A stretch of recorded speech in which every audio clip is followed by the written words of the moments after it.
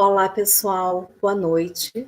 Meu nome é Núbia, sou gerente de educação da rede SESI-DF. Sejam todos muito bem-vindos ao nosso evento. Quem conhece o SESI, quem acompanha a caminhada do SESI, o nosso trabalho, sabe que nós somos uma rede de ensino com um foco muito intenso em educação tecnológica. Nós preparamos os nossos alunos para o mundo do trabalho, para o mundo acadêmico, para serem estudantes inovadores, criativos, com característica de liderança, de empreendedorismo.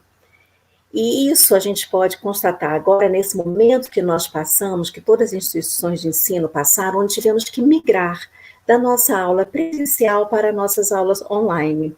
E nós conseguimos fazer esse movimento de forma tempestiva, como foi necessário, e com resultados bastante efetivos. Nós transformamos nossas aulas presenciais em aulas online, utilizando bastante tecnologia de informação e de comunicação. E por que a gente atribui o sucesso desse nosso movimento? Porque sim, tanto o nosso corpo docente quanto nossos estudantes, eles já estavam bastante familiarizados com esses recursos tecnológicos. E nós sabemos que cada vez mais o conhecimento, a detenção dos conhecimentos em tecnologias, eles vão ser o grande diferencial para os profissionais. Mas o que acontece? Nós temos consciência também que mesmo que a pessoa tendo o maior conhecimento do mundo, mesmo que ela detenha inúmeras ferramentas, se ela não tiver competências, desenvolver competências socioemocionais, ela não vai conseguir sequer colocar em prática todo esse conhecimento, todas essas ferramentas. E cientes disso, de que é muito importante que nós estudantes, paralelo a todas essas competências tecnológicas de inovação, de empreendedorismo, eles desenvolvam competências socioemocionais, nós firmamos parceria com a Escola da Inteligência, que detém uma expertise inquestionável nesse segmento. E com o objetivo de replicar, todo esse conhecimento para toda a comunidade educacional, para todo que nos ouve, nós estruturamos um evento que nós denominamos Jornada com Especialistas. São eventos que vão acontecer agora, hoje, começamos hoje com esse evento, com a professora Suzana, que daqui a pouquinho eu passo a palavra para ela. Vamos ter também em outubro, dia 3 de outubro e dia 11 de novembro. Vamos tratar de temas que são relevantes, caro para as nossas famílias, para todas as pessoas em geral, com relação a esse conhecimento, ao desenvolvimento de competências socioemocionais. Para o mês de setembro, nós estamos tratando do tema depressão e ansiedade, que é um tema que tem afligido muitas famílias nesse momento de pandemia, que nos foi imposto um distanciamento, um isolamento social, e que isso tem trazido muita ansiedade para todos nós, profissionais, crianças, no aspecto familiar, profissional, e também nós estamos no mês de setembro, Setembro Amarelo, que é o mês de combate ao suicídio. E nós sabemos que depressão e ansiedade são solos férteis, para deslanchar uma ação como essa, que é ceifar vidas e trazer tristezas para a família. Então, nós vamos tratar hoje desse tema, ansiedade e depressão. Nós vamos conversar com a professora Suzana, que é psicóloga com especialidade em psiquiatria, distúrbios psiquiátricos, e que vai trazer para vocês como enfrentar, como identificar e como enfrentar esses dois problemas que têm sido tão difíceis para toda a sociedade. Tenho certeza que vocês estão aqui ansiosos por ouvir Suzana. Suzana, muito obrigada pela sua presença, seja muito bem-vinda. É uma honra para nós essa parceria com a Escola da Inteligência, de poder oferecer para toda a sociedade debates, temas que são tão ricos para todos nós. Inauguramos com esse tema, no Setembro Amarelo, que temos certeza que vai agregar bastante e vai apoiar todos nós que estamos aqui a melhorar o nosso relacionamento, o nosso convívio, o enfrentamento desses problemas. Ao final, da apresentação da Suzana, nós teremos um espaço para responder algumas perguntas. Obviamente, serão muitas perguntas, a gente não vai conseguir responder todas, mas precisaremos fazer um filtro e eu volto, para poder fazer essa ponte com vocês e a professora Suzana. Muito obrigada pela atenção, me despeço de vocês, né? Muito feliz de estar aqui com todos. Suzana, com você a palavra. Obrigada, Núbia. Um prazer enorme estar aqui com vocês. Desejo uma boa noite a todos. Espero, né, que vocês estejam bem. Espero aí que vocês tenham vencido mais um leão neste dia, né? E hoje nós estamos aqui para conversar um pouquinho, né, sobre esses temas que, por mais que a gente fale mais, né, em setembro, nós precisamos nos atentar todos os restantes dos dias, né, nos anos, nos atentar às pessoas que estão à nossa volta, atentar, né, para que isso não nos encontre e se encontrar, né, o que fazer. Então, é um prazer estar aqui com vocês, como a Núbia me apresentou, eu sou a Suzana, eu sou consultora da Escola da Inteligência, também sou psicóloga, tenho uma formação, né, uma das especializações dentro aí da área de transtornos psiquiátricos, e hoje nós vamos conversar sobre depressão e ansiedade, tudo bem? Eu vou compartilhar aqui minha tela, para que enquanto eu vou falando com vocês, vocês possam ir acompanhando os slides, interagindo aí com a gente no chat, para que nós possamos fazer desse momento, embora, né, diferente, uma versão diferente de encontro com as famílias, de conversa, mas também tão efetivo quanto, ok? Então, vamos lá. Hoje, o nosso tema, né, basicamente é falar sobre depressão e ansiedade e informações básicas para identificação e enfrentamento. Então, o que aconteceu nos últimos anos? Houve-se uma atenção, né, ainda mais nesse período de crise que nós estamos vivendo, houve uma atenção maior à questão, né, da depressão e da ansiedade. Percebeu-se que isso não era, né, questões da casa do vizinho, eram muitas vezes questões que apareciam dentro da nossa casa, daquelas pessoas, né, que nós amamos, e precisa ser falado sobre isso, desde os pequenininhos até aí os mais idosos, nós precisamos trabalhar este tema. Eu não preciso falar para vocês da questão, né, de que o quanto que isso aumentou, né, o quanto que isso se intensificou nos últimos anos, o que mais nós ouvimos, né, de afastamento do trabalho, né, nesse exemplo, são afastamentos pelo quê? Né, ou estão relacionados a problemas de depressão, ou relacionados a problemas de ansiedade. Então, tornou-se um tema essencial para nós conversarmos. E sabe, queridos, a ideia desse momento aqui é principalmente trazer, né, esse assunto que muitas vezes é um tabu, que muitas vezes é distante da gente, como algo acessível, né, como algo para a gente pensar a respeito, né, alguns de vocês podem pensar assim, poxa, mas eu tô legal, eu tô bem, né, isso aqui não acontece na minha casa, mas a ideia deste momento, né, a minha ideia aqui com vocês hoje é pensar numa construção, né, como a Núbia disse, setembro, nós trazemos a ideia aí do combate ao suicídio. Só que antes de falar de suicídio, nós precisamos falar de valorização da vida. Como que a gente valoriza a nossa vida? Como que a gente valoriza a vida do outro? É justamente promovendo e prevenindo problemas, né? Então, a questão da depressão, a questão da ansiedade, a questão do suicídio é muitas vezes a ponta do iceberg, sendo que isso já começou muitas vezes, né, ali na infância, na adolescência, na vida adulta, muitas vezes, e isso foi se construindo, isso não foi sendo, né, tratado, acompanhado, e muitas vezes acontece sim o suicídio.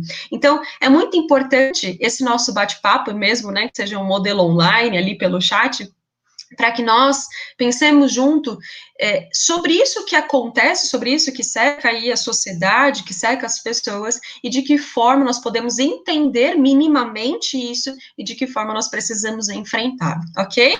Então, vamos começar com depressão. Hoje eu pensei aqui para vocês, para ficar mais fácil de entendimento, né, então separei os temas, depois no final a gente pode pensar na relação de cada um, mas vamos iniciar com depressão. O que é depressão? Primeiro ponto, depressão é doença.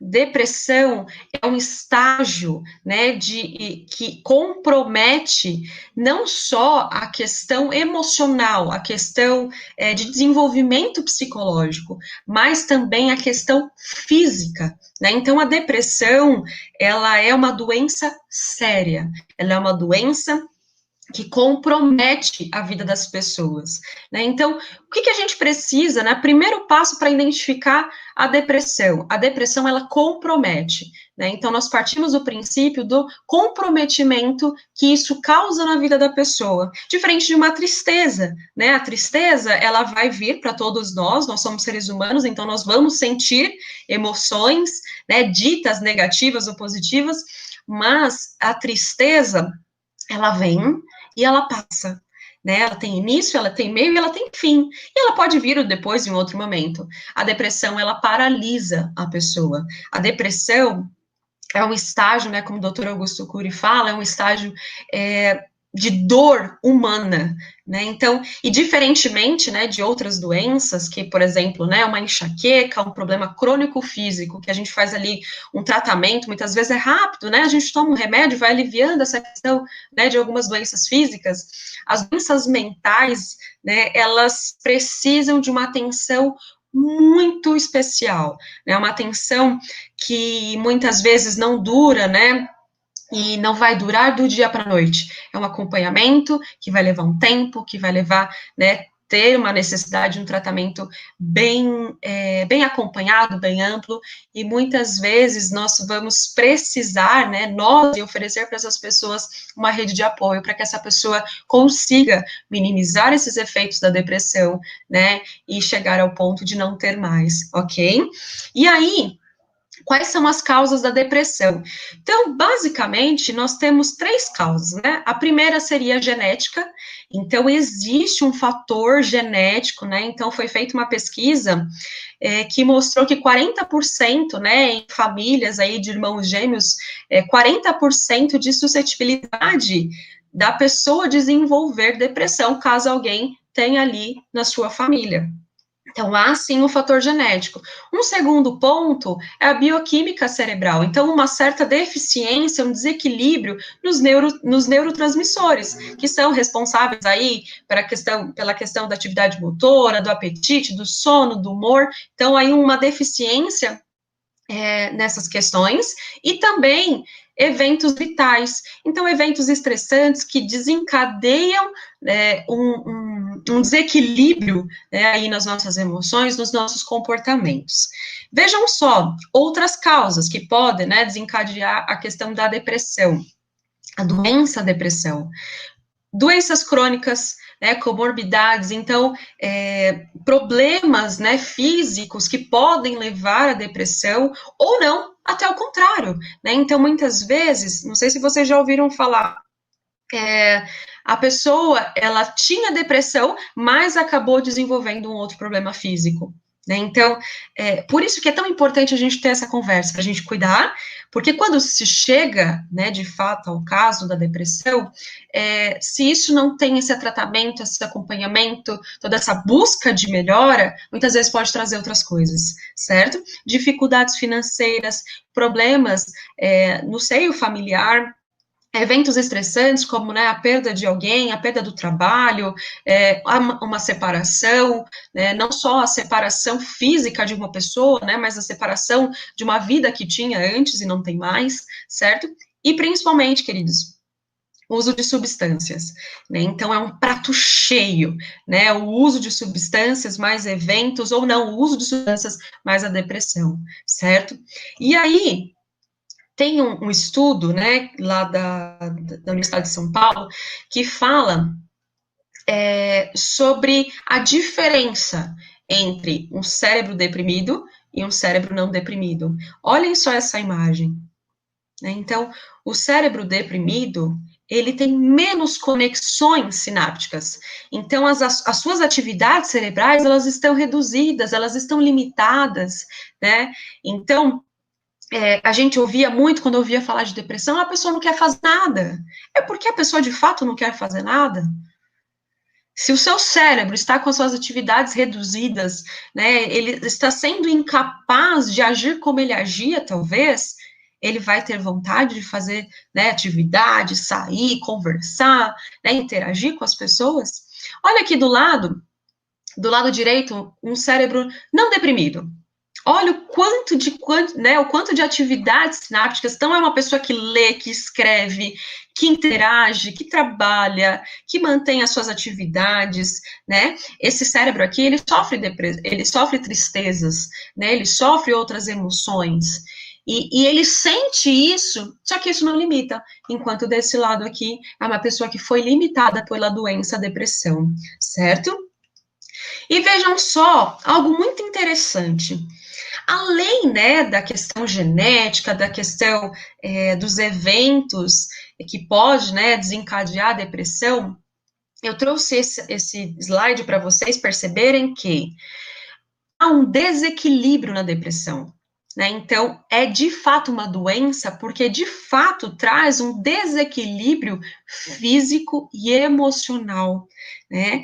E assim, pessoal, aqui nesse segundo item fala que a regulação desses neurotransmissores que são capazes aí das nossas atividades, que, né, são responsáveis pelas nossas atividades, pelo nosso humor, enfim, isso é feito, né, essa regulação, esse equilíbrio é feito sim pela genética, certo? Pelo aquilo que nós tivemos de herança dos nossos familiares, quanto pelo ambiente. Suzana, então uma pessoa pode ter depressão também por conta do ambiente, né? Também por conta do que o cerca, não somente da questão da genética? Sim. Sim, por isso que é tão importante nós pensarmos no ambiente, no outro, no que nós estamos oferecendo de condição para nós, certo? Para nós e para o outro, para estimular que essa pessoa tenha saúde mental. Olha só nossa responsabilidade, né? Creio que eu falo muito, estou falando hoje com os pais, né? Com muitos educadores. E quando nós temos um ambiente hostil, e nós já temos né, uma questão genética, isso vai se intensificar para esse desequilíbrio. Então, essa frase aqui embaixo diz o seguinte: se eu vivo em um ambiente altamente estressante, terei altos níveis de noradrenalina. Quando escuto algo prazeroso, tenho altos níveis de dopamina, né? O neurotransmissor daquilo que traz alegria, prazer, é algo do bem-estar, né? E a genética é quem vai modular como será essa resposta. Então, se eu tenho um ambiente saudável, que busca, né? Acho que hoje nós estamos numa crise, então nós estamos tentando, como eu disse lá no início, um leão por dia. Mas se eu tenho uma busca por esse equilíbrio, de fato, minimamente eu vou estar buscando não só a questão do equilíbrio, né, dos meus neurotransmissores, mas meu equilíbrio da minha saúde mental. Tudo bem? Quais são os sintomas da depressão? Então, tanto na ansiedade quanto na depressão, eu dividi para vocês perceberem a complexidade desses dois, né, dessas duas questões. Então, a depressão, ela te afeta na questão do seu humor, então, a oscilação, né, do humor, uma ansiedade, uma apatia, culpa, a tristeza muito intensa, a solidão, não ter mais prazer naquilo que tinha. Então, se era uma pessoa, por exemplo, que gostava de jogar bola, a última coisa que ela vai querer fazer da vida vai ser jogar bola. Então, uma perda no prazer das atividades que antes gostava, que antes tinha, né, que antes tinha vontade de fazer. E isso é um ponto muito importante para vocês pensarem no que é depressão e no que é depressão. Ou seja, uma pessoa deixou de fazer algo que gostava. Por quê? Entende?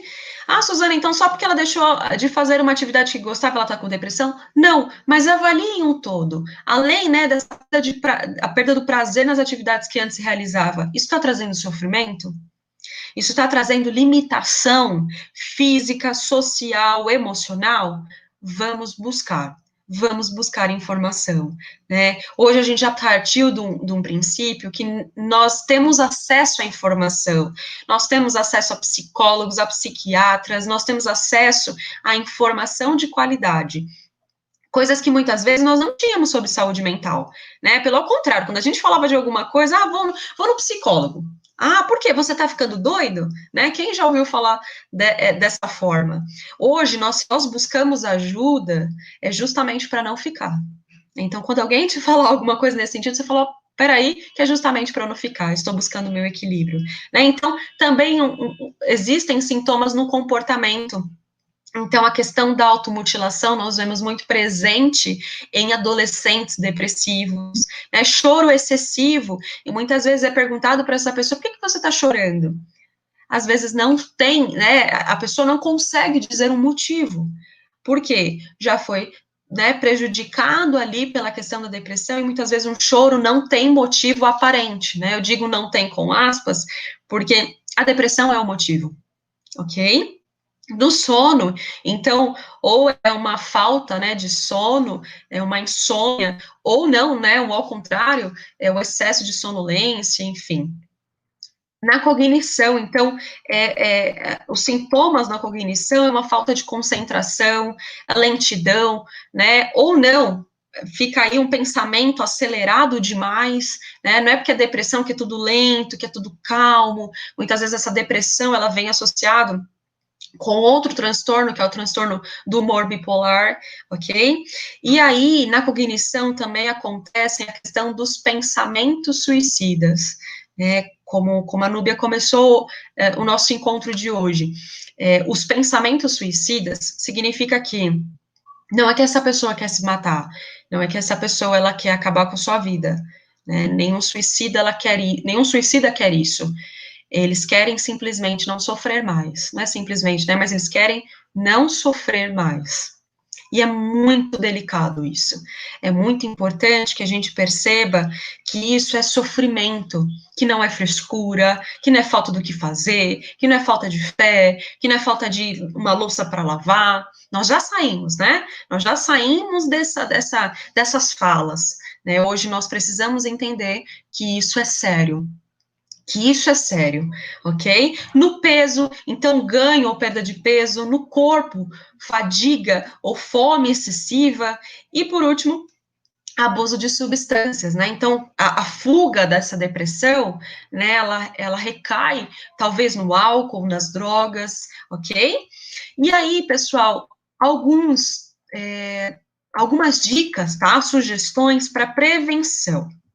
Sugestões, tudo bem? Para prevenir. Então, vamos pensar que esse problema ainda não foi instalado. Então, o que nós podemos fazer para prevenir isso em mim, ok? E no outro, né? Nós somos agentes de mudança nas pessoas.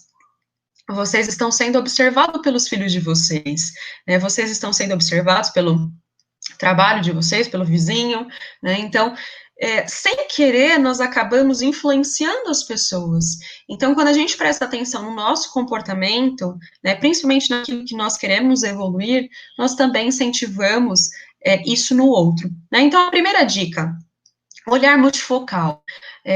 Lá na Escola da Inteligência, nós adotamos principalmente a teoria da inteligência multifocal. E o que essa teoria fala? Que nós, muitas vezes, estamos tendo uma visão única sobre as coisas. Então, isso é um copo. Ele está meio cheio e meio vazio, né? A visão multifocal significa olhar além do copo. Estou pegando o copo, pessoal, só para um exemplo para vocês entenderem. Mas olhar além das coisas, olhar além daquilo que está visível aqui, ó, pronto.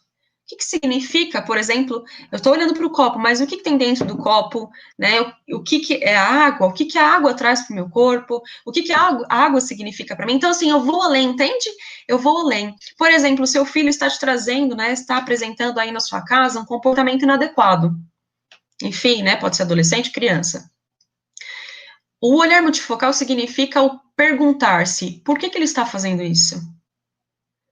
Qual é a causa? Né? O que está acontecendo? Então, é não parar ali na primeira resposta. Meu filho está tendo um comportamento inadequado, está sendo agressivo. Por quê? Né? Essa análise, essa pergunta é algo que nós, seres humanos, precisamos resgatar. No nosso dia a dia, nós somos estimulados a ter respostas prontas para tudo. Né? E o transtorno emocional, a depressão, não é uma receita de bolo. Então, quando eu estimulo o meu cérebro a pensar sobre as coisas, eu também estou prevenindo de que ele adoeça. Depois, o contemplar o belo. Contemplar o belo, pais, professores, enfim, quem estiver assistindo, significa extrair aprendizado das coisas, olhar para as coisas com outro olhar. Então, por exemplo, nessa pandemia, eu, particularmente, Suzana, não consigo falar que teve algo de bom. Eu ainda não consigo dizer isso. Né, mas eu consigo dizer que ela me ensinou algumas coisas. Me ensinou muitas vezes a tentar lidar comigo mesmo. Né, acho que vocês também estão nesse desafio, a tentar, né, melhorar questões pessoais e profissionais. Né, então, por exemplo, a questão da tecnologia foi algo que, por exemplo, quem não trabalhava diretamente com isso o tempo inteiro precisou se aprimorar. Então, contemplar o belo é você pensar, né, naquilo que teve de bom, naquilo que teve de aprendizado, principalmente, ok? A mesa redonda do eu é um diálogo consigo mesmo. Então, nós somos atentos aos nossos sinais. A depressão, ela é do nada? Ela é de um dia para o outro? Uma pessoa acorda depressiva? Ou ela é um processo? Então, se eu sou atenta aos meus comportamentos, ao que eu estou sentindo, eu vou muitas vezes saber que, puxa, preciso de ajuda. Essa tristeza está sendo persistente, por exemplo, então eu consigo observar aquilo que não está dentro do equilíbrio. Tudo bem? E aí, qual é o tratamento básico, né, para a depressão?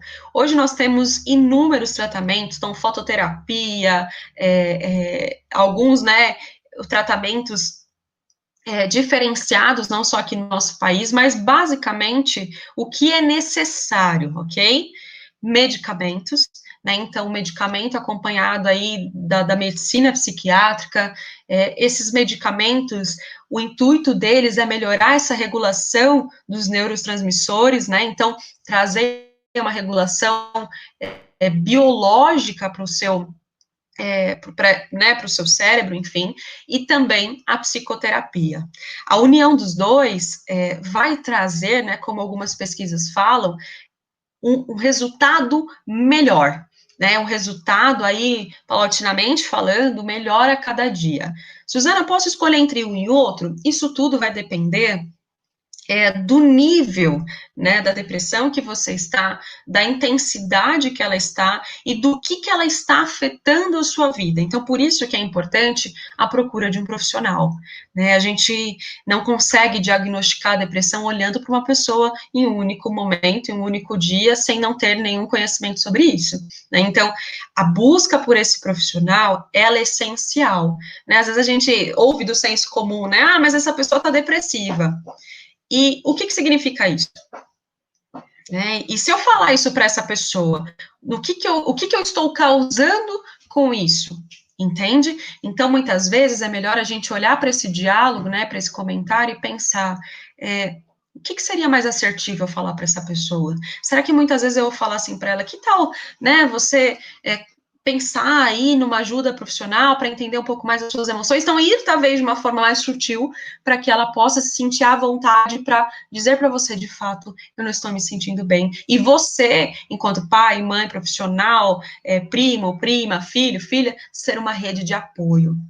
Muitas pessoas, de fato, se suicidam porque em muitos desses casos não há uma rede de apoio para ajudar a sair dessa situação. Então, nós somos uma rede de apoio para as pessoas. Então, muitas vezes essas falas, né, ou elas estimulam a pessoa a melhorar, ou elas estimulam a pessoa a piorar. Entende? Então, basicamente, isso, né, essas duas, né, esses dois tipos de tratamento são indispensáveis para a ajuda aí da depressão, ok? E aí, eu gostaria, né, tanto para ansiedade quanto para né, para depressão, trazer uma fala aqui para vocês de que para haver tratamento em qualquer, né, desses dois casos, eu preciso não ter preconceitos. Eu preciso me livrar de dogmas que dizem que tratar das minhas emoções é uma coisa errada. né? Trouxe essa fala, né, aí do Conselho Federal de Psicologia, porque por muito tempo, né, na nossa história, do nosso país, enfim, do mundo como um todo, tratar das emoções era algo que ia contra a nossa fé, a nossa religião, e pelo contrário, a psicologia, ela entende que um ser humano, ele é dotado da sua fé, da sua religião, e isso não elimina as suas emoções, o seu cuidado com a sua saúde mental, né? Isso compõe um ser humano. Um não precisa guerrear com o outro, um não é o oposto do outro, né? Então, pense nisso no sentido dos que estão à sua volta. Se alguém virar para você e falar assim, eu não tô, enfim, tô sentindo aí que as minhas emoções estão um pouco afloradas, principalmente nesse período, né, de crise que nós estamos vivendo. Quem aqui, né, não, em algum dia não ficou com as emoções aí à flor da pele? Então, quando a gente dá essa abertura para a pessoa buscar ajuda, procurar ajuda, nós estamos nos libertando desses preconceitos. Nós estamos dando a voz para a medicina, né, para a ciência nos ajudar. E a nossa fé, ela vai continuar existindo. Tudo bem? E aí, Moacir, por favor, vamos passar aquele primeiro vídeo?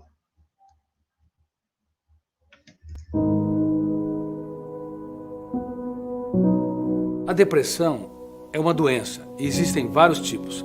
A depressão bipolar, que alterna euforia com estado de desânimo. A depressão maior, que é aquela pessoa que sempre foi feliz, alegre e de repente entra num quadro de desânimo, perda do prazer de viver, às vezes até ideias de suicídio. E tem a depressão distímica, que é aquela pessoa que sempre foi pessimista desde a evolução da personalidade. Por favor, quem está com depressão tem de procurar um profissional capacitado.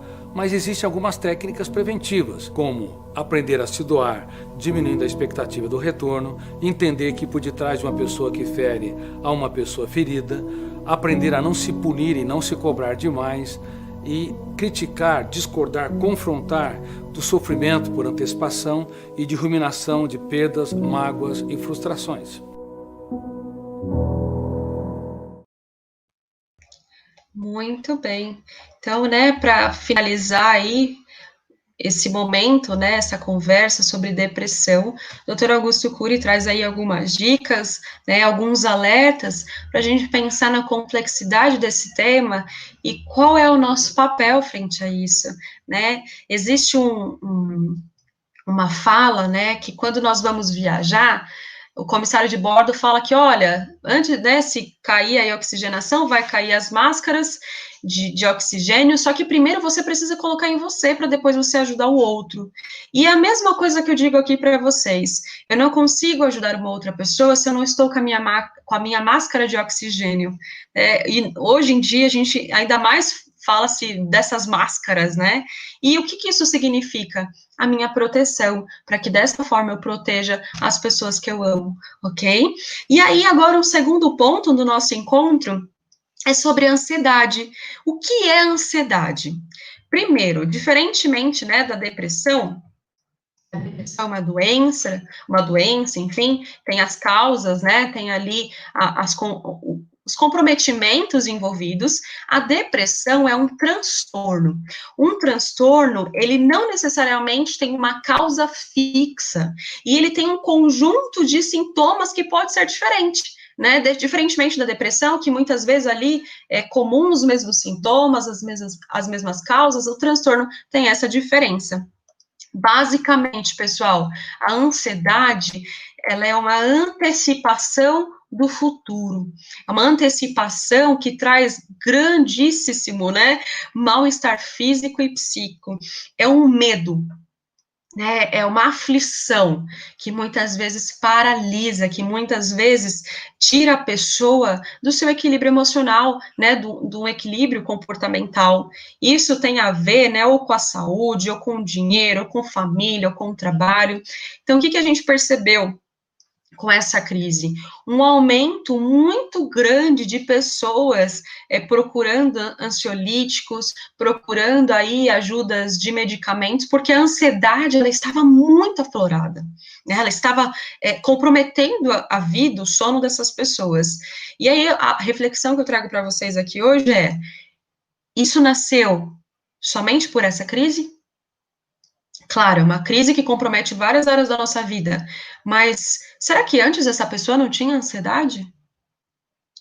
Isso é diferente, né? Então, você passar por uma crise, isso te deixar mobilizado, é diferente, muitas vezes, já ter questões de ansiedade antes da crise. E aí nós vamos falar sobre a diferença entre ansiedade saudável e ansiedade não saudável. A ansiedade saudável é uma disposição física e emocional para algo, né? Então, é aquelas borboletas no estômago que a gente fala quando está apaixonado, né? Aquela vontade de querer fazer algo, é aquela vontade ali, poxa, eu vou fazer uma viagem, né? As crianças sabem dizer muito sobre isso, né? Fala para elas que você vai dar um presente, fala para elas que você vai levar elas em algum lugar. O que acontece? Nem conseguem dormir no dia anterior. Nós adultos somos diferentes? Pode ser que a gente durma, mas será que a gente não fica ali pensando? Isso, se não compromete, é uma ansiedade saudável, uma ansiedade que te mobiliza. Por outro lado, a ansiedade não saudável é aquela que paralisa as pessoas. Então, por exemplo, se eu tenho um medo, né, se eu tenho um pavor, enfim, algo que me impede, isso não é saudável. E isso é algo que já está ali dentro dos transtornos, né, da ansiedade. E aí nós temos diversos tipos: o transtorno do pânico, o transtorno de ansiedade generalizada, agorafobia, enfim, vários tipos. O que eu trouxe aqui para vocês é para a gente pensar no que é ansiedade e no que é, muitas vezes, determinado pelo momento que nós estamos vivendo, ok? Então, causas também tem um aspecto genético, também tem um evento, né, traumático que pode despertar essa ansiedade. Então, por exemplo, fui assaltada, né? Determinei aqui algumas características da minha mente, né? Que quando eu vejo, quando eu entro em contato, ou quando eu penso que eu vou entrar em contato com aquilo que me traz, né? Alguma lembrança, eu já paraliso, né? Eu já paraliso, eu já não quero, eu já não consigo enfrentar. Situações estressantes, doenças físicas, distúrbios hormonais, traumas de infância, abuso de substâncias e preocupações diversas. Eu acho que isso é muito legítimo. Quem hoje de vocês aí não está preocupado com alguma coisa? Se não estiver, parabéns, né? Só que isso é preocupação a diversas, né? Diversas da nossa vida. Mas o que essa preocupação faz? E aí que a gente vai conseguir diferenciar o que é ansiedade patológica e o que não é, ok? E aí, só um último fator aqui, a questão do ritmo de vida. Como que é o ritmo da sua vida hoje? Se você pudesse descrever para mim, se a gente chegasse a conversar em um momento, como que você descreveria o seu ritmo de vida? É tranquilo? Ou hora, né, é tranquilo, hora não, ok? Então, quais são os sintomas? Então, uma pessoa com ansiedade, né? Então, vamos falar aí da ansiedade patológica, do transtorno, ok? O que ela apresenta de sintoma? Também sintomas no comportamento, então irritabilidade, uma pessoa que está sempre ali, né? Sabe aquela pessoa pronta para atacar? Né? A cognição, a falta de concentração, muitas vezes aquele pensamento acelerado, ou aquela pessoa que não quer pensar em algo e pensa, por conta que já está num sistema de que vem à minha mente vários pensamentos, e vai vir também à mente de vocês. Nós vamos sentir e pensar de diferentes formas o tempo inteiro. Mas o que determina um pensamento ficar e ele ser colocado em prática? Quem que escolhe isso? Você, eu, né? Então, a pessoa com ansiedade, muitas vezes ela não tem esse filtro entre emoção, entre pensamento e comportamento. Então, por exemplo, o toque, que é o transtorno, né, obsessivo-compulsivo. A pessoa teve uma ideia, preciso lavar as minhas mãos. Não, né, neste caso que a gente precisa mesmo, né, mas as pessoas com toque, neste caso, eu preciso lavar minhas mãos o tempo inteiro, toda hora, porque senão eu estou suja, né, eu preciso tomar 50 banhos por dia, porque senão eu me sinto suja. Então, é uma junção de pensamentos obsessivos com comportamento e comprometimento da vida, né, uma pessoa que toma 50 banhos por dia, o que pode acontecer com ela? Qual que é o tamanho do comprometimento que ela tem na sua vida, entende? Alguns de vocês podem me dizer assim, Suzana, mas isso está longe da minha vida, imagina, eu tomar 50 banhos por dia, né? Pessoal, como eu disse lá no começo, isso é uma construção, né? Quantas pessoas que não vão sair dessa crise com uma ansiedade muito complexa. E isso tem diferente entre ficar preocupado, enfim. Quantas pessoas não vão sair de um evento traumático como esse, muitas vezes, que nós estamos vivendo, com esses prejuízos? Né? A questão do corpo, do sistema respiratório, então a pessoa com ansiedade, ela tem ou a falta de ar, eu não consigo respirar, tem aquela sensação de morrer, né, de morte, ou não, a respiração rápida. Eu lembro que eu tive contato com uma colega que ela amava, ela era professora e ela amava dar aula. Uma professora brilhante, uma professora maravilhosa, que amava os alunos, só que ela chegava, né, saía de casa, ia para o trabalho, só que chegava na porta do colégio, ela não conseguia descer do carro. Ela não conseguia. E aquela sensação, ela descrevia como, eu estou morrendo, é uma sensação de morte, eu não consigo. Entendem? Né? Entendem que, assim, eu não sei dizer para vocês aqui a causa, como começou, porque eu cheguei, né, somente nessa situação, mas olha qual foi o tipo de comprometimento, ela não conseguir executar aquilo que ela amava. Então, prejuízos aí, né, sintomas no sono, no humor, e aquela sensação de não dar conta, aquela sensação de medo, de pavor, de não conseguir desempenhar algo, ok? E aí o Dr. Augusto Cury, ele também traz a ideia, né, da síndrome do pensamento acelerado, que é algo, né, que nós acabamos vivendo, é muito encontrado, né, a síndrome do pensamento acelerado nas nossas rodas de conversa, né, na nossa família, muitas vezes. E qual que é a diferença do transtorno de ansiedade para a síndrome do pensamento acelerado?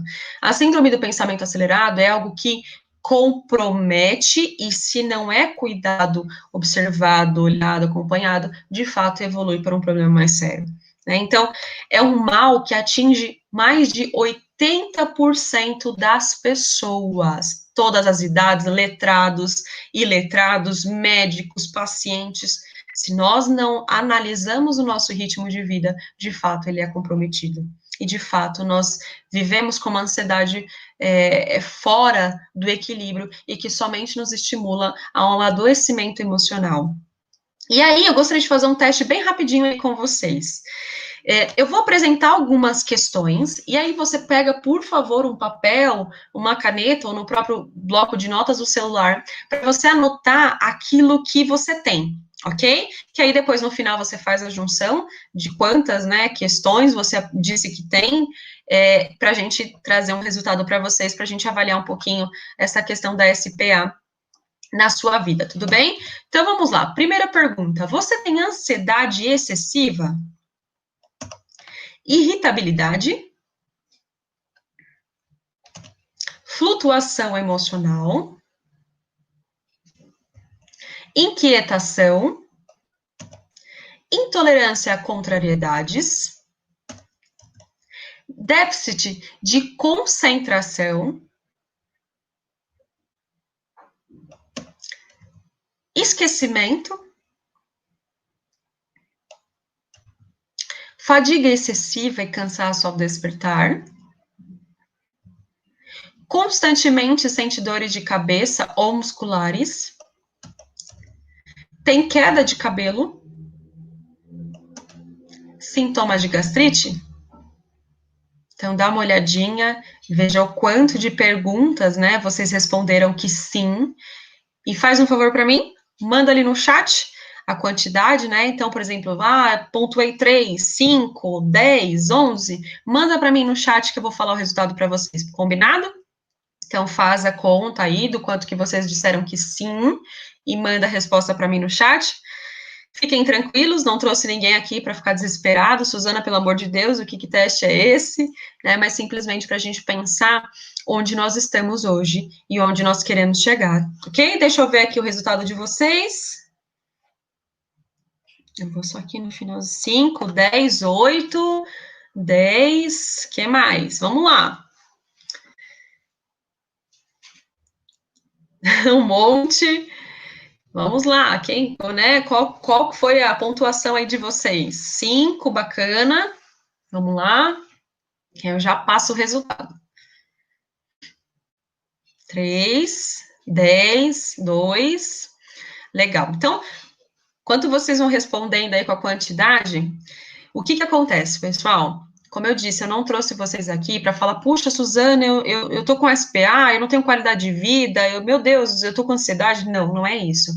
A minha ideia aqui essa noite é que a gente pense sobre a nossa saúde mental, que pense sobre essa busca, né? Então, é uma busca constante que pode ter aí altos e baixos, mas ela precisa ser algo a buscar diariamente.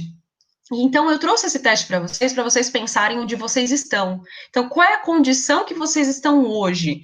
E, principalmente, o que vocês querem? Qual é a condição que vocês querem para vocês? Então, vamos lá. De 0 a 3, significa que tá tudo ok, né? Então, é uma busca aí para diminuição dessa ansiedade, que tá tudo em equilíbrio, né? Uma busca aí constante, mas que está tudo bem. De 4 a 7, significa atenção, estado de alerta, vá cuidar das suas emoções, vá cuidar dessa questão da ansiedade, fique atento e busque ajuda. De 8 a 11, significa que está além do estado de alerta. Pode ser que você já esteja comprometido no sentido de baixa qualidade de vida, baixa gestão da emoção, ansiedade dominando algumas emoções e comportamentos. Então, é o sinal de que precisa de ajuda urgente. Quando eu falo de ajuda, pessoal, eu não estou restringindo aqui a questão da minha área psicológica. Eu digo ajuda, e eu não sou o tipo de psicóloga que dá receita de bolo, né? Que fala assim, faça isso aqui, daqui em 3 dias está tudo certo. Isso não existe. Então, a busca de ajuda, e aí você pode pensar, poxa, se é questão física, então é ajuda de um médico, se é uma questão, por exemplo, da fadiga, enfim, das emoções, ou da fadiga, enfim, eu vou procurar aquilo que eu me sinto à vontade, mas não deixar de procurar essa ajuda, entende? Então, esse foi o meu objetivo, trazer aqui para vocês pensarem onde vocês estão, ok? Então, vamos lá, algumas dicas, né, para tratamento. Então, além, né, aqui, como nós colocamos, do tratamento medicamentoso, no caso da ansiedade, a psicoterapia, mas temos algumas técnicas aí para prevenir. Primeiro, esse primeiro aqui, ó, evite o GI, né? O que significa isso? O gasto de energia emocional inútil. Muitas vezes nós estamos nos alimentando daquilo que cansa o nosso cérebro, daquilo que estimula o cansaço mental. E aí, quando chega uma crise como essa, se eu estou com o meu cérebro cansado mentalmente, se eu estou cansada fisicamente e mentalmente por tudo que eu vou acumulando, eu não tenho condição, muitas vezes, de enfrentar uma ansiedade, né? O autoconhecimento, como eu disse, ele é extremamente importante. A gente precisa saber onde nós estamos, onde nós queremos chegar, né? Existe uma técnica que está bem recente aqui no nosso país, mas com altos índices aí de ajuda para as pessoas, que é o mindfulness. Então, a ansiedade significa você tá ali, né, com o seu cérebro ligado, com seus pensamentos ligados, antecipando as coisas o tempo inteiro. E essa técnica, enfim, essa ferramenta traz a atenção plena, ou seja, esteja aqui quando você estiver, né? Se eu tenho 5 minutos com o meu filho diariamente, porque eu trabalho, porque eu estudo, mas eu só tenho 5 minutos, eu vou estar ali naqueles 5 minutos. Se eu estou 5 minutos tendo uma ação de autocuidado, esses 5 minutos não vai ter celular, não vai ter informação, vai ter eu comigo mesmo. Então, é o viver o presente, é o viver aquilo que nós temos condição de viver agora. A gente ainda não tem o poder de criar uma vacina, de sair por aí vacinando as pessoas contra o coronavírus. Então, muitas pessoas estão antecipando isso e sofrendo com essa angústia, né, com essa ansiedade de quero criar a cura. Só que se isso não é ali do meu know-how, eu preciso pensar no que eu consigo fazer agora. O que eu consigo fazer agora é, muitas vezes, ter a proteção ali da minha família, se sair usar minha máscara, passar álcool em gel, enfim, isso é meu, isso eu consigo fazer, entendem? E aí, para finalizar o nosso momento, eu trouxe algumas pesquisas para vocês pensarem. E, novamente, não trouxe vocês aqui para assustar, para pensar, né, enfim, no que vocês têm ou não têm, mas para saber onde nós estamos e o que nós precisamos.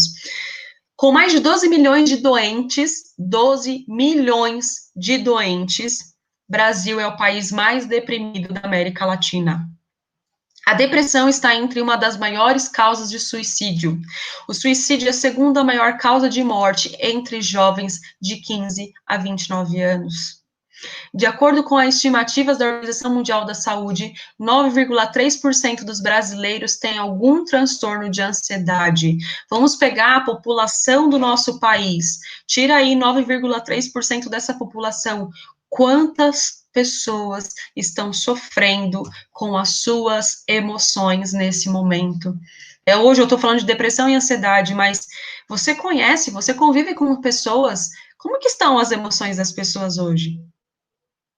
Então, a gente precisa pensar que essa aqui é uma conversa que não pode parar no Setembro Amarelo. E eu conto com vocês para que a gente traga essa reflexão, traga esse aprendizado para todos que nos cercam.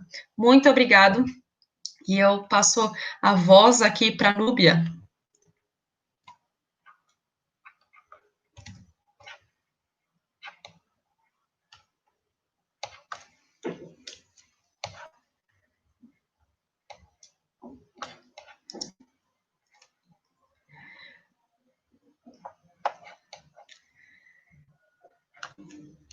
Núbia, você está aí?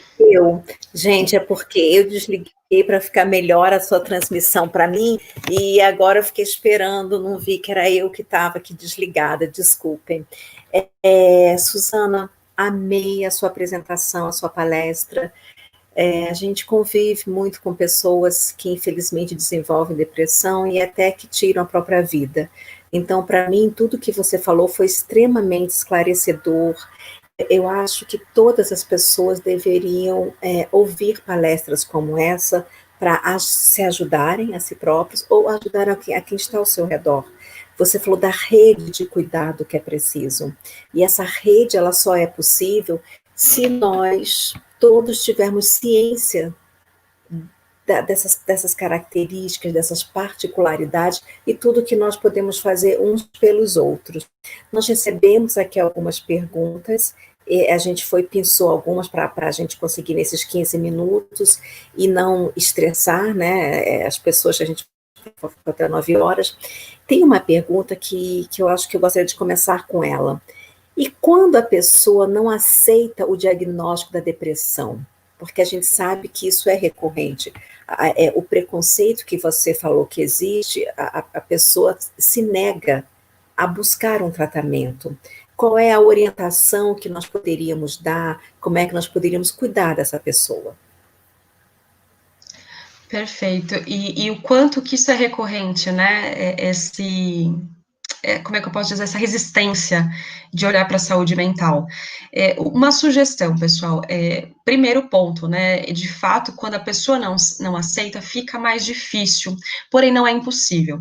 Eu acho que mostrar para essa pessoa os prejuízos. Então, muitas vezes essa pessoa resistente é uma pessoa pragmática, sistemática, que não consegue olhar para si mesmo. Então, talvez apresentar alguns prejuízos que estejam acontecendo por conta dessa não aceitação, eu acho que pode ser um caminho. Mas, de fato, o estimular esse autoconhecimento, essa busca, é o primordial. A pessoa precisa aceitar, a entender, né, que não vai ser fácil. Pode ser que tenha um dia que ela não aceite, você tenha que estar lá como uma rede de apoio e aceite por ela. Né? Então, pode ser que um dia ela não queira aceitar, mas entender a importância, eu acho que é o fundamental. Em níveis mais graves, né, de depressão, de comprometimento, nós temos algumas, como é que eu posso dizer, algumas intervenções, né, mas se possível evitá-las, melhor, né, então eu digo como é a questão da internação, a questão da internação involuntária, então isso é algo que a gente precisa evitar, então se puder evitar isso para fazer uma busca, né, uma autobusca para essa melhora é o essencial. Então, eu acredito que mostrando esses prejuízos, então, por exemplo, a pessoa, ela está com prejuízo no trabalho, então, talvez trazer para ela, olha, aconteceu isso, você está percebendo essas suas faltas, essa sua falta de comprometimento com aquilo que você não aquilo que você fazia, né? Porque às vezes a pessoa, ela não, de fato não vai perceber se você falar assim, ah, não, mas você não tá vendo? Olha lá, você não tá vendo o que está acontecendo? Então, quando a gente traz dados, vamos dizer assim, desses prejuízos, eu acho que começa a ficar mais claro, entende? Certo, ok.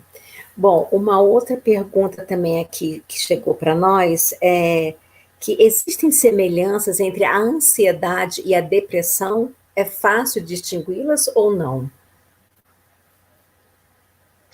Na verdade, o que acontece, né? Uma acaba levando a outra. Mas a grande diferença é a depressão, ela tem um comprometimento, como é que eu posso dizer, concreto. Então, é um conjunto de sintomas, é um conjunto de causas já meio que pré-definidas, entende? A ansiedade, muitas vezes, ela é variável, tanto a causa quanto o sintoma. Mas o que acontece, como eu disse, né, existem níveis aí da depressão, que, por exemplo, o transtorno do humor bipolar, ele tem a depressão, mas ele tem a mania, e a mania, ela é carregada de ansiedade. O que é, né, nesse caso? É uma agitação, é uma euforia. Então, eu acho que a grande diferenciação dos dois é os sinais e os sintomas. Então, as causas, principalmente, mas principalmente os sinais e os sintomas que cada um apresenta. Não é porque a pessoa ela está depressiva que ela não esteja com ansiedade, e não necessariamente, né, a ansiedade tem a depressão, entende? Entendo, tá certo. Bom, eu espero que me tenha ficado claro, né, para quem perguntou. E tem uma outra que eu acho assim que ela deve ser reveladora. Como é o tratamento da depressão? A depressão, como ela é também, né, uma doença biológica, física, ela precisa de tratamento medicamentoso, né, então, claro, né, existem alguns níveis, mas principalmente o tratamento medicamentoso, e é indispensável a terapia, por quê? O medicamento, ele vai trabalhar nos neurotransmissores, então ele vai trazer a regulação para aquilo que está em desequilíbrio, mas as emoções, os pensamentos e o comportamento é algo que a gente trabalha como, né? Então, como que a gente consegue uma mudança de comportamento? Primeiro, aprendendo a ter um novo comportamento, mas isso normalmente não é fácil, principalmente no caso dos adultos, né? Criança e adolescente já como eu posso dizer, eles são mais acessíveis, né, para essa mudança de comportamento. Então, basicamente, tratamento medicamentoso, acompanhamento psiquiátrico, e eu digo medicamentoso de acordo com as indicações do psiquiatra, e não, por exemplo, olha, vou tomar ali um remédio que eu consigo acesso. Não, porque como é um remédio que traz aí um efeito biológico muito, né, dentro ali do que precisa, se eu tomo muitas vezes um remédio que não se adapta ao meu organismo, eu posso ter um efeito totalmente ao contrário. Então, existem casos de pessoas que tomaram remédios errados para tratamento da depressão e acabou desenvolvendo a depressão e outro transtorno. Então, por isso que é muito sério essa busca médica e psicológica, para trabalhar no seu físico e também para trabalhar nas suas emoções. Mas é tudo muito possível, né? Em diferentes níveis da depressão, o tratamento ele é eficaz, mas o que acontece muitas vezes? A pessoa abandona, né? Por quê? Diferentemente de um remédio de dor de cabeça, que passa muitas vezes ali em 15 minutos, o remédio da depressão precisa de uma adaptação, ele precisa se adaptar aí ao seu organismo, e leva um tempo, né? E no mundo imediatista, se não me cura em um dia, o que eu faço? Largo, né? E aí é onde o prejuízo, porque aí volta tudo, e aí é onde, né, existem outros prejuízos e vem outras coisas colaborando. E é muito claro também, Núbia, a importância de que, se essas pessoas estão em tratamento, seja para ansiedade, seja ou para depressão, esse tratamento ele precisa ser sério, né? Então, ele tem que ser levado a sério. E pela família, né, pela rede de apoio e também por essa pessoa. Só que como, por exemplo, eu explico isso para um adolescente de 17 anos com depressão? Você não tem essa proximidade, né, você não busca essa afetividade para falar, olha, eu estou aqui junto com você, isso vai passar, né? É de fato, né, Suzana, uma doença muito delicada, porque ela não tem, digamos que um diagnóstico imediato. Pode muito, eu estou triste, é uma tristeza, é um sofrimento, é por isso, ou seja, não tem um diagnóstico muito imediato, claro, e ela sofre, as pessoas no final das contas sofrem porque não aceitam. Existe um preconceito muito grande com o que vem a ser uma doença psiquiátrica. E pelo que você falou, se eu estiver entendido, ou seja, para um tratamento, para uma cura, evitar, por exemplo, culminar no suicídio, é imprescindível um tratamento psiquiátrico, com medicamentos adequados, além, claro, do acompanhamento psicológico. Não tem outra forma, né? Sim, e esse acompanhamento, ele vai determinar, né, a dosagem, ele vai determinar a quantidade de tempo que vai precisar dessa medicação, algo interessante, Núbia, que não existia na literatura há alguns anos, é a depressão em crianças. A depressão em Eu acabei crianças. de receber uma pergunta a respeito, uma Ah, colega é? acabou de chegar aqui, Isso. porque está fazendo um ping-pong, que aí eu saio do chat, eu não vejo, né? Como Legal. detectar depressão em crianças? Olha que interessante, né? Como eu disse, é novo na literatura. Uhum. É novo na literatura e nas pesquisas sobre isso, mas ela existe. E a criança, por já ter, né, aquela característica de ser criança, de ser agitada e tal, ela, né, como traz a pergunta, primeiro comprometimento é nessa questão da agitação, só que isso não é somente agitação de brincar, enfim, mas muitas vezes agitação do pensamento, uma aceleração no pensamento. Então, essa análise na criança, ela vai de um estado global. Então, trazer para o adulto é mais fácil, porque compromete várias áreas, mas para a criança a questão cognitiva, então, o desempenho na escola, a questão dos relacionamentos, então, é uma criança mais irritada, né? É uma criança que pode trazer a euforia. Olha só que interessante. Então, esses Ao estudos contrário do revelam. adulto, né? Exato, Não exato. existe euforia no adulto depressivo. Exato. E são picos. Então, ao mesmo tempo que essa criança está muito eufórica, de repente está ali, ninguém me ama, ninguém me quer, não quero ir para escola. E é muito complicado, né? E precisamos olhar para isso. Precisamos pensar que a criança ela está suscetível a uma sociedade que cobra ela o tempo inteiro. Né? O adolescente está suscetível a uma sociedade que exige dele, não só do adolescente, né? Padrões. Né, padrões físicos, padrões comportamentais, padrões que muitas vezes vai adoecendo.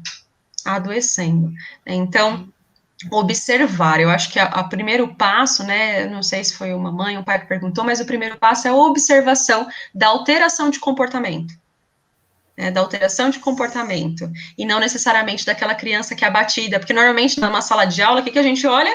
Aquele que está mais abatido, né? Aquele que está mais quietinho, aquele que chora. Pode ser euforia, né? Exato. É revelador, eu não sabia. Eu vou trazer uma última pergunta, né? Porque a gente já vai encerrar, que é: meu filho só quer ficar trancado no quarto. Será que está com depressão? Vamos lá, eu ouvia muito essa pergunta de pais adolescentes. A adolescência, Núbia, ela é uma fase muito desafiadora para o adolescente. Então, vamos lembrar de quando nós éramos adolescentes. Nós tivemos, né, uma mudança corporal muito radical. Então, de repente, o menino começou a ter uma voz mais grossa, a menina começou a ter uma mudança, né, menino também, no corpo. Existe uma mudança acadêmica. Então, a cobrança para essa criança, né, que se torna adolescente, ela se torna muito mais radical nessa faixa etária. Existe uma cobrança do adolescente de se pertencer a algo, né? Então, são vários fatores conflituosos.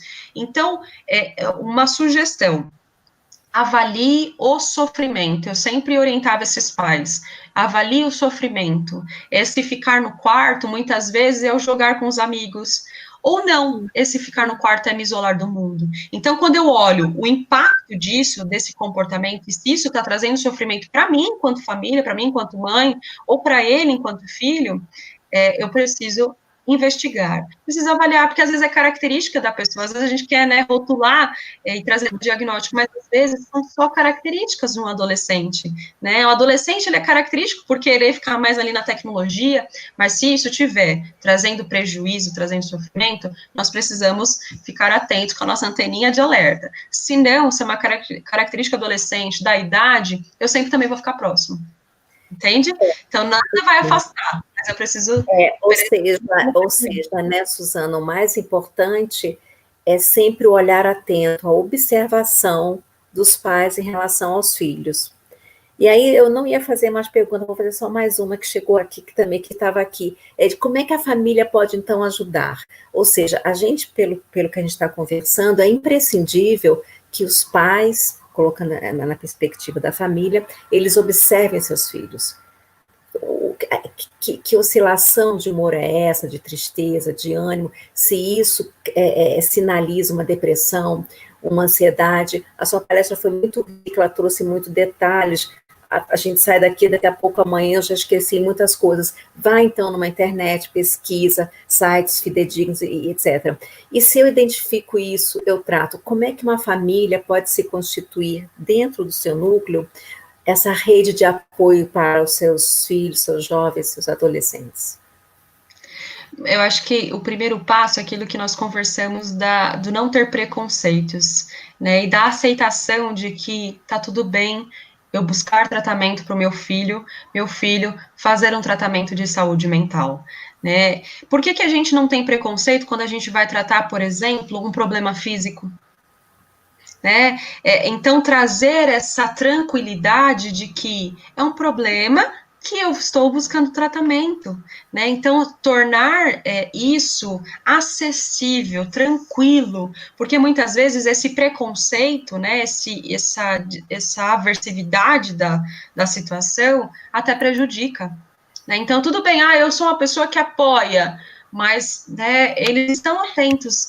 Então, comentários, o estímulo a buscar ajuda, né? Então, por exemplo, tem certos tratamentos que vai fazer a pessoa dormir mais, dormir menos, ter alteração do humor, né? Ter alteração no apetite. Então, estar atento junto com a pessoa, né? Estar próximo, né? Eu não diria nada além do que aceitar que existe tratamento, que existe busca de ajuda e que tá tudo bem. Né, é melhor hoje eu com meu filho que tem 10, 15, 7 anos, ou com meu marido, ou com minha esposa, ou com minha mãe, buscar ajuda, do que muitas vezes não ter ele mais por perto.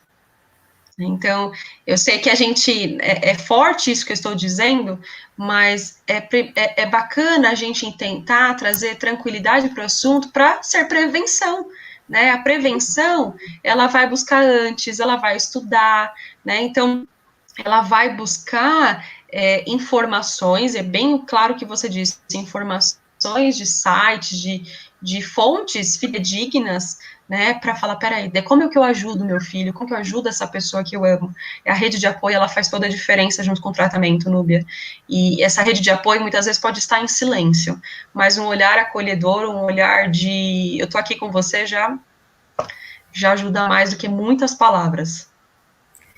Eu não sei, a impressão que me dá da sua fala é que é imprescindível que essa pessoa não fique só, né? Que a presença seja uma constante ao lado dela, né? Minha percepção. Exato. tudo que você falou. Exato. E é uma presença que não sufoca, sabe? Porque muitas vezes a gente quer saber, né? Me dá esse celular. Não, mas uma presença acolhedora. Mesmo porque em momentos de dor profunda, o silêncio ele é muito bem-vindo, né? Bom, pessoal, já estamos aqui 9h10, tínhamos programado 1 hora, passamos 10 minutinhos, mas nós honramos os prazos, porque estendeu um pouquinho aqui nas perguntas. Suzana, sem palavras para agradecer sua presença, sua contribuição aqui para nossas reflexões, aprendizados sobre esses 2 problemas graves. Parabéns, tá? Pela palestra, pela apresentação, eu achei excelente, me acrescentou bastante. Espero que todos os nossos convidados aqui presentes também tenham gostado. Recebemos, aliás, muitas manifestações, elogiando, parabenizando. Muito obrigada a todos pela presença. Aproveito para lembrar a todos vocês que nos dias, eu tenho que ter uma colinha aqui, gente.